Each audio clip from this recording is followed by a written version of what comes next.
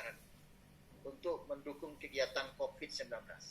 Yang kedua, kita semua diminta tidak boleh mencairkan anggaran kalau tidak terkait dengan program COVID-19. Jadi ya boleh dikata ya hanya ke sana yang diizinkan untuk mencairkan kegiatannya. Ya. Jadi memang ada upaya-upaya untuk merelokasi, merefocusing kegiatan-kegiatan karena fokus utama pemerintah sekarang ini COVID-19 dan terkait dengan bagaimana menyelamatkan nyawa dari sisi memberikan jaminan terhadap kebutuhan pokok dan juga kesehatan. Selanjutnya apa yang dilakukan dalam tahapan tanggap darurat? Kementerian Pariwisata itu punya namanya membentuk crisis center. Ya, jadi kalau ada informasi, kalau ada yang kena COVID ini bisa disampaikan melalui crisis center nanti yang merupakan bagian yang tidak terpisahkan dari tim yang ada di BNPB. Yang kedua, ya di sini kegiatannya itu menunda semua kegiatan promosi. Jadi memang selama masa tanggap darurat ini ya tidak ada kegiatan promosi. Aku mau dipromosikan, orang saja tidak bisa bergerak kan gitu ya. Ya, jadi kegiatan MICE pun tidak ada karena memang tidak ada physical distancing dan social distancing, ya semuanya kita harus stay di rumah menjalankan semua kegiatan di rumah. Yang dilakukan sekarang ini dukungan kepada industri pelaku parekraf ya yang ada saat ini, khususnya sebenarnya tentang relaksasi untuk kebijakan ekonomi, kan itu ya relaksasi tentang perpajakan, relaksasi terhadap perbankan, itu yang banyak sebenarnya yang dilakukan akselerasi. Tentu bukan tusinya yang ada di Kementerian Pariwisata, tetapi tusinya itu ada di Kementerian Keuangan dan juga di kementerian teknis yang terkait dengan itu. Tapi itu yang sekarang menjadi penting. Ya, selain tentu dalam hal ini bagaimana kita mengintervensi untuk tenaga kerja yang terdampak yang ada saat ini yang jumlahnya cukup besar, ya. Makanya tentu program-program. Kementerian Pariwisata juga punya program tentang itu. Ini tentu juga apalagi namanya masih ditanggap darurat, dukungan Kemenparekraf, pemulihan. Kita berharap ini Juni Desember 2020 sudah masuk di tahapan pemulihan. Tentu ini kita akan melakukan assessment seperti apa identifikasi dampak baik ekonomi sosial terhadap COVID-19 ini. Setelah itu tentu akan ada semacam program-program inisiatif yang dilakukan untuk mereaktivasi kembali kegiatan promosi dan penyelenggaraan MICE dan seterusnya. Dan tentunya tidak kalah pentingnya bagaimana mendukung industri supaya bisa bangkit kembali, karena dia sekarang berada pada titik nadir, titik terendah yang ada saat ini. Dan ini tentu perlu diselamatkan. Nah, setelah ini ada tentu koordinasi, ada KPI dan seterusnya. Nah, ini kita berharap tahun depan kita sudah memasuki tahap normalisasi sehingga pariwisata sebelum tanggap darurat ini mulai akan sama situasinya di tahun depan, tahun 2021. Sehingga semua aktivitas kegiatan, baik kaitannya dengan pemasaran dan promosi, baik kaitannya dengan dukungan untuk ke destinasi, ya melalui DAK, yang melalui berbagai macam instrumen ke daerah, begitu juga dukungan yang terkait dengan penguatan sumber daya manusia dan juga kelembagaan, ya ini mampu juga sudah bisa berjalan dengan baik, tentu dengan standar safety dan security yang tidak boleh terlepas. Ini mungkin program kementerian di masa pandemik yang bisa kita lihat. Saat ini dari kemarin di STPNH Bandung dipusatkan pembagian sembako untuk pelaku usaha di Jawa Barat. Jadi kami sekarang ini sebenarnya walaupun stay at home, beberapa voluntary, kami ada kurang lebih sekitar 60 orang itu sedang bekerja untuk menyiapkan sembako sebesar 30.000 untuk pelaku usaha, mulai dari kami apalagi namanya mengelola sembakonya, mempackaging sampai nanti membantu untuk mendistribusikan di wilayah Jawa Barat. Sudah dilakukan di perdana di Bali, yang kedua di Jogja, yang ketiga di Jawa Barat. Ini program pemberian sembako masuk dalam program perlindungan sosial. Sedangkan berikutnya juga ada program yang terkait dengan dukungan alat kesehatan. Ini kemarin sudah di launching juga, ada 100.000 masker yang dibagikan kepada pelaku usaha UMKM. Ya, di seluruh Indonesia juga sudah dibagikan ini. Nah, saat ini kita sedang merancang ada persiapan program padat karya. Padat karya tentu di bidang pariwisata, namanya itu program BISA. Bersih, indah, sehat, aman. Yang sekarang dipersiapkan, yakni ya membersihkan hotel, membersihkan destinasi, membersihkan halaman dan seterusnya, tapi dalam bentuk padat karya. Ya, setelah kegiatan selesai beberapa hari dibayarkan dalam bentuk cash tunai kepada apalagi namanya karyawan dan tentu dulu masyarakat yang dilibatkan dalam kegiatan padat karya ini.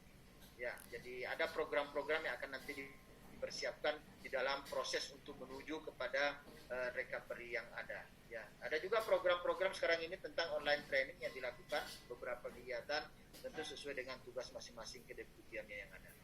Kalau SDPNH Bandung itu hanya membuka dapur umum. Ya, dapur umum untuk menyuplai yang terkait dengan tenaga medis. Ada 2 rumah sakit di Bandung, yakni Rumah Sakit Hasan Sadikin dan Rotin Sulu. Yang kedua, kami juga menyuplai ojol dengan juga supir angkot, ya, dan juga ada beberapa pihak yang kami produksi setiap hari yang terkait dengan dapur umum. Ya. Setelah itu kami juga buat sembako kecil-kecilan kepada mahasiswa kami yang ada di sekeliling kampus yang tidak pulang karena terhalang dengan PSBB yang ada sehingga dia stay.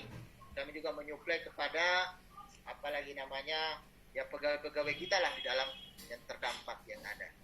Ya, jadi program-program itu yang menurut saya yang akan menarik untuk bisa kita coba hadirkan di masa-masa yang ada. Terakhir saya mungkin kita perlu juga melihat seperti apa tren baru pariwisata pasca COVID-19 yang banyak orang menggunakan istilah new normal, ya, new normal. Ya, artinya tentu ini sebelum dan setelah. Ya, kalau kita lihat sebenarnya jadi minat ya sesuatu yang akan menjadi habit di pasca ditanggap darurat pandemik ini akan terbawa karena orang semakin sadar terhadap kesehatan, sadar terhadap higienitas, sadar terhadap protokol dan seterusnya, sehingga tentu masker masih akan tetap digunakan, yang menjaga jarak itu masih akan tetap digunakan, ya orang itu akan masih terus bagaimana bisa terus sehat dan seterusnya. Saya kira itu akan menjadi treatment yang kuat ke depan, ya. Ini bisa dibaca yang terkait dengan terakhir, ya, patuhi PSBB, kerja dari rumah, ini ada pesan-pesannya, dan terakhir itu ASN dilarang mudik. Saya kira demikian dari saya. Hatur nuhun, mudah-mudahan tidak memberikan banyak hal, tetapi banyak nanti diskusinya, banyak nanti sharingnya, karena memang forum bincang-bincang ini kita untuk sharing dan diskusi dalam perspektif tentang pendidikan vokasi dan tentu kepada kaitannya dengan pariwisata dan ekonomi kreatif. Demikian, terima kasih. Wabillahi taufiq wal hidayah. Assalamualaikum warahmatullahi wabarakatuh. Hatur nuhun. Waalaikumsalam warahmatullahi wabarakatuh. Sebagai tempat untuk menimba informasi, pengetahuan, dan keterampilan, atau biasa kita sebut dengan kompetensi. Kita dituntut sekarang bagaimana membuat mereka lifelong learning. Mereka melakukan pembelajaran dengan konteks kemampuan mereka untuk self-learning. Jadi pembelajaran mandiri jadinya. Saya kira teman-teman yang di SMK dan juga teman-teman dosen yang di Politeknik Pariwisata merasakan dalam kurun waktu 8 minggu terakhir ini ternyata agak sulit bagi kita untuk benar-benar melakukan pembelajaran yang lebih dinamis seperti ketika kita berada di kampus. Namun ternyata ini semakin memperlihatkan kepada kita bahwa kita sebagai pendidik, sebagai dosen, bukan lagi salah satunya atau satu-satunya sumber belajar. Dan saya kira kita memahami semua ini. Jadi sekarang ini sudah bergabung di era COVID ini, formal, education, informal, non-formal, sampai tadi dibahas juga oleh Pak Ketua mengenai vocational training dan professional training. Situasinya kan seperti ini sekarang ini. Situasi yang serba tak terduga, serba tidak pasti, dan sangat kompleks. Tantangannya adalah bagaimana kita menyikapi sebagai pendidik dan dosen. Suaranya di mana? Ya kayak tadi. Jadi kita tantangannya adalah bagaimana kita menyikapi hal tersebut, menyikapi dalam konteks, bisa terdengar suaranya? Ya. Menyikapi dalam konteks bahwa, terima kasih, kita harus mengubah ini menjadi learning as transformatif. Jadi di pendidikan kejuruan kita adalah kita menginginkan bahwa terjadi transformasi, yang mana kita sebagai pendidik ataupun dosen tidak lagi menjadi center daripada peserta didik kita. Di era new normal nantinya, yang dituntut adalah kemampuan kita melakukan pembelajaran dalam konteks transformatif tadi. Yang mana yang dimaksud transformatif tadi? Arahnya adalah bagaimana kita mendorong pembelajaran kita di SMK dan di Politeknik ini memenuhi 6 tuntutan pendidikan vokasi. Saya kira slide-slide yang disampaikan tadi dalam konteks kebijakan Kementerian Pariwisata dan isu-isu terkini yang disampaikan oleh Pak Ketua mengarah kepada bagaimana kita mempersiapkan pada peserta didik kita yang berkualitas, yang mampu bersaing di era global, yang mampu mengikuti perubahan, ya, punya kemampuan ahli teknologi. Kita lihat tadi bagaimana Kementerian Pariwisata punya gebrakan-gebrakan di era COVID ini, ada pelatihan-pelatihan dalam konteks online, namun di sisi lain juga ada hal-hal untuk mendorong bagaimana nantinya setelah kondisi normal, kebekerjaan baik lulusan maupun pekerja-pekerja pariwisata tetap dalam konteks yang ada seperti sebelumnya. Dan tentu kita melihat ke depan ada perubahan demografi tentunya. Dalam artian bahwa kita di lembaga pendidikan dituntut bersama untuk melihat bahwa mari kita mencoba melibatkan teknologi. Saya kira apa yang kita lakukan saat ini, panacea atau silver bullet dari kondisi-kondisi ini. Yang menjadi pemikiran kita bersama adalah bagaimana memilah sesuai dengan kondisi wilayah kita. Saya kira di Papua akan berbeda kondisinya dengan di Makassar.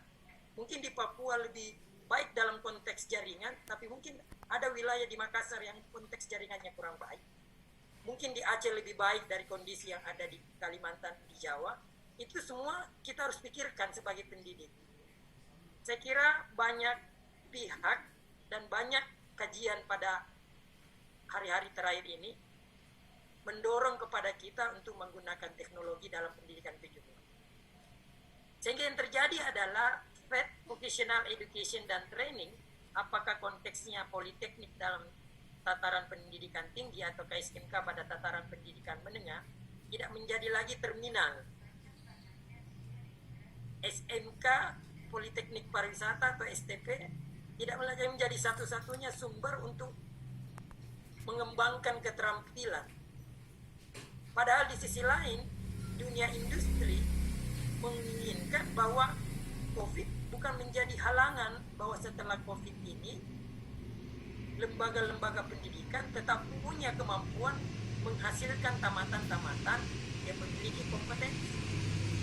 Sehingga kita sebagai pendidik dan dosen harus berpikir bagaimana continual upskilling dan reskilling ini kita tetap jaga.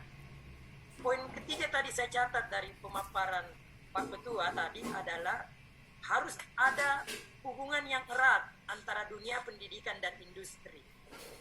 Saya kira di masa COVID ini merupakan wahana bagi kita untuk keep in touch, karena industri tidak terlalu sibuk, lembaga pendidikan tidak terlalu sibuk, saatnya kita untuk keep in touch melalui wahana daring ini. Saya kira ini yang kita inginkan ke depan dan kita pikirkan bersama, sehingga tidak hanya memikirkan bagaimana peserta didik atau mahasiswa kita berkembang kompetensinya, di sisi lain bagaimana kita sebagai teacher dan trainer, dosen dan pendidik memikirkan hal itu juga. Kira kita duduk di depan komputer, di depan HP 1 jam sampai 2 jam sehari bukan hal yang mubazir tentunya. Ini bagian dari ibadah, ya, bagian dari ibadah. Kalau di Bugis orang matiin rotin tawe makokore tidur siang, ya kita pakai sekarang dengan berdiskusi. Kemudian yang ingin juga sampaikan sebuah paradigma baru dalam pendidikan kejuruan ke depan adalah mari kita berpikir sekarang, kalau dulu menganggap andragogi itu sebagai sebuah hal yang hebat, sekarang berubah. Artikel terakhir di bidang pendidikan kejuruan menyatakan kita harus mengarah kepada heutagogi. Kalau andragogi itu kan lebih kepada student center learning. Saya sebagai pendidik atau guru memfasilitasi peserta didik untuk berkembang. Tetapi kalau di heutagogi lebih kepada mendorong peserta didik untuk self-directed learning. Kemampuan mereka untuk mencari sendiri. Bayangkan teman-teman sekalian, sebagai contoh, Saya mengajar di sebuah sekolah yang peserta didiknya 1.300 orang lebih. Ternyata setelah 3 minggu pembelajaran online, kita menemukan banyak sekali kendala yang terjadi mereka rasakan. Pertama, kendala kekurangan kuota. Ya mudah-mudahan nanti mungkin Pak Ketua STB bisa mensuplai kuota untuk SMK ini. Kalau tadi disuplai makanan untuk ojol, mungkin nanti kuota 10% dengan face to face menggunakan online learning. Kemudian 15-20% karena ada hal yang bersifat psikomotorik, itu tidak mungkin dilakukan dengan online learning. Ini yang lagi menjadi perbincangan di dunia internasional mengenai pola pendidikan ke depan. Sehingga terakhir yang ingin saya sampaikan, ada rekomendasi mungkin lebih banyak kepada teman-teman SMK, mudah-mudahan cocok bagi politeknik. Untuk new normal nantinya adalah mari kita mendorong pola pembelajaran lifelong learning ini, dual system kita perkuat. Kalau di SMK ada namanya pendidikan sistem ganda dan praktek kerja lapangan, saya kira kita harus berkaca pada politeknik. Di politeknik pariwisata saya kira lebih advance lah dalam menjalankan dual system ini. Dan saya kira dalam diskusi singkat ini kita juga mau bertanya nanti ke Pak Ketua STP Bandung dan teman-teman dari politeknik pariwisata lain, memungkinkan tidak kita yang punya kelas-kelas pariwisata di SMK, dual system new normalnya nanti Pak adalah kita mengadakan sinergitas antara SMK dan politeknik. Kan kalau saya melihatnya selama ini semacam kita melakukan mitra dan kompetisi jadinya di industri. SMK mengirim, politeknik juga mengirim di tempat yang sama. Tetapi kalau kita bisa memikirkan dual system yang kolaboratif. Kemudian yang kedua, community based learning. Saya kira melalui forum ini nanti kita bisa berbagi ke depan. Dengan forum-forum seperti ini, kita bisa dapatkan dosen-dosen tamu dari STP Bandung, dari politeknik lain, di SMK menggunakan pola daring seperti ini, 1-2 jam. Kemudian bagaimana menggunakan teknologi, dan tentu yang keempat adalah bagaimana pengembangan pendidik. Saya kira pengembangan pendidik sekarang sudah terbuka lebar, tidak hanya di Kementerian Pendidikan, tapi alhamdulillah dalam beberapa tahun terakhir Kementerian Pariwisata sangat mendukung sekolah-sekolah menengah kejuruan pariwisata untuk pengembangan gurunya. Dan yang terakhir adalah bagaimana recognition of prior learning. Ini terutama bagi anak-anak kita yang putus sekolah, bagi teman-teman industri yang membutuhkan pengakuan ke depan. Saya kira ini rekomendasi saya. Kalau Pak Ketua tadi menutup dengan program Kementerian Pariwisata yang disebut dengan BISA. Saya dengar tadi ada program BISA, maka saya tutup juga dengan slide SMK BISA dan Indonesia BISA. Terima kasih. Assalamualaikum warahmatullahi wabarakatuh. Waalaikumsalam warahmatullahi wabarakatuh. SMK bisa, Indonesia bisa, teman-teman yang sudah hadir, disilakan. Ini tadi saya menyampaikan tata tertibnya, tadi materi sudah disampaikan dengan 2 finalis atau narasumber yang luar biasa, alhamdulillah. Gilirannya untuk diskusi, mohon nanti di data partisipan di layar kanan, kalau saya kanan ya, di layar kanan masing-masing.